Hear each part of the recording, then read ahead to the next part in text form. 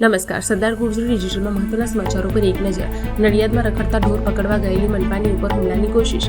સરદાર પ્રતિમા પાસેની દુકાનો દૂર થયા બાદ હવે 14 ફૂટ પહોળા કાચની સફાઈ હાથ ધરાશે. વરસાદી પાણીના નિકાલની વ્યવસ્થા વધુ ઝડપી કરાશે. વડોદરાના માણેજામાં દારૂના કટિંગ વખતે મકરપુરા પોલીસનો દરોડો. બંધ બોડીના કન્ટેનર 4 વાહનો સાથે 375 પેટી દારૂ ઝડપ્યો.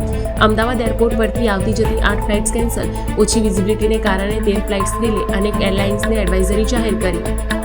ગુજરાત એટીએસ અને રાજસ્થાન પોલીસનું મેગા ઓપરેશન. ભીવાડીમાં ડ્રગ્સ ફેક્ટરીનો પર્દાફાશ. પ્રતિબંધિત કેમિકલ્સ અને સાધન સામગ્રી જપ્ત. ગાંધીનગરના માણસામાં એરંડાની યાર્ડમાં ચાઇનીઝ દોરીનો કારોબાર ઝડપાયો. 960 રેલ જપ્ત, પણ આરોપી ફરાર. ગણેશ કૌંડલ અને રાજુ સોલંકી વચ્ચેના સમાધાનથી દલિત સમાજમાં રોષ.